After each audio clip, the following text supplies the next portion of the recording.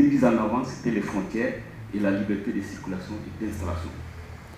Alors, ça s'est bien passé au Mali, à Dakar, parce qu'il y a la CEDEAO, la liberté de circulation dans cette zone-là, il n'y a pas de problème. Mais en 2012, nous avons fait une marche européenne où nous avons traversé 11 frontières dans 7 pays de l'Union européenne. Alors, en 2013, nous avons voulu traverser d'un continent à un autre continent, c'est-à-dire de l'Europe en Afrique. Nous sommes partis avec 15 sans-papiers et nous avons été expulsés de la Tunisie par les autorités tunisiennes. C'est-à-dire, nous voulons alerter les chefs d'État africains que c'est la politique française sur l'immigration et la politique de l'Europe aujourd'hui qui tue nos enfants. Ils sont responsables de ce qui se passe dans la Méditerranée, dans le Sahel. Donc c'est ce message-là que nous avons voulu transmettre au niveau de la caravane en Europe ici et aussi à travers le Fonds social de 2013 à Tunis. Par la suite, nous avons continué notre lutte et aujourd'hui, nous sommes face à des situations le plus compliquées.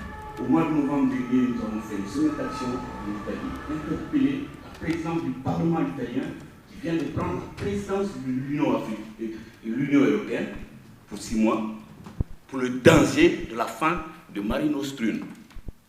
Personne ne nous a écoutés. Nous sommes restés une semaine, on est revenus, nous avons fait une semaine d'action en Belgique et quand il y a eu le naufrage de 800 personnes, quelques heures après, nous avons écrit à toutes les institutions mondiales, y compris l'Union africaine et la Commission de l'Union africaine. La Commission européenne nous a répondu, le Conseil de l'Europe nous a répondu, mais les chefs d'État africains ne nous ont pas répondu, et aussi la Commission. Donc, ceci dit, si nous sommes là pour parler de l'émigration et de l'immigration, parce que c'est le point qui me concerne le plus, je pense que nous avons, nous, des responsabilités, nous aussi. Quand nous, on a été expulsés par le bateau à Tunis, il y a eu des manifestations en Allemagne, en Italie, en France, à Tunis, mais aucune manifestation dans aucun pays en Afrique. Donc, les migrants, entre guillemets, on dit sans papier, personne ne s'en occupe. Et moi, je pense que c'est une erreur de la part de nos autorités.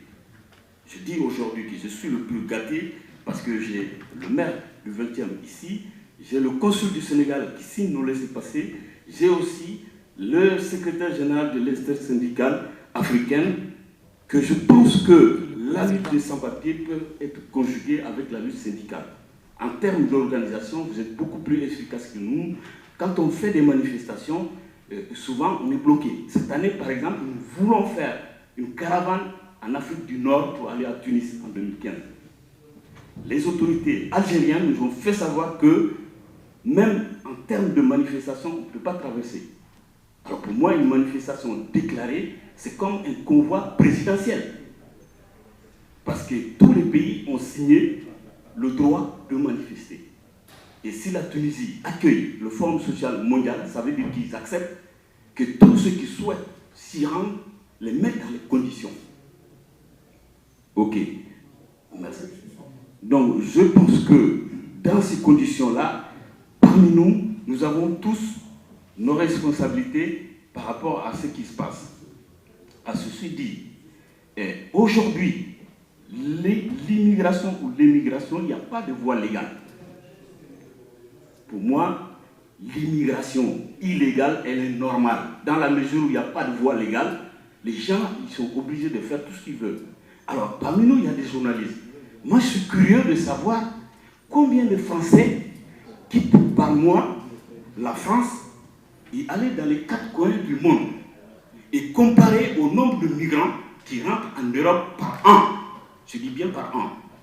Je suis curieux de savoir ce chiffre-là. Voilà, donc on me fait signe. Merci beaucoup.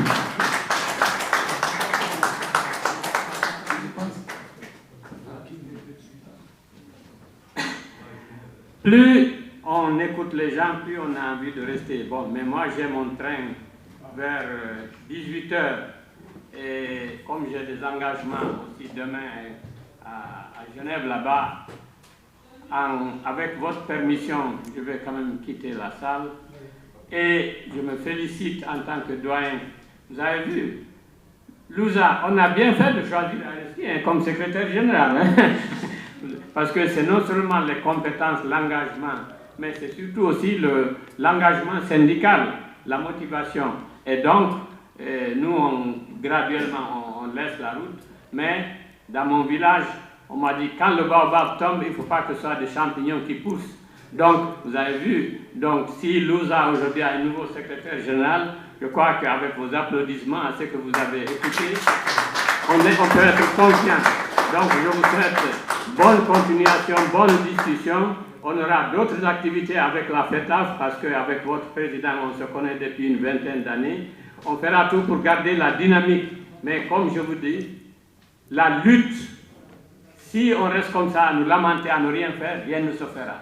Il faut donc vous mobiliser au sein de la FETAF, dans des organisations syndicales, lutter, et c'est en luttant seulement qu'on arrivera à obtenir les changements que l'on souhaite. Je vous souhaite bonne continuation avec mes excuses. Je vois quand même il faut aller parce que ce n'est pas le train qui va m'attendre, c'est moi qui dois attendre le train. Merci beaucoup.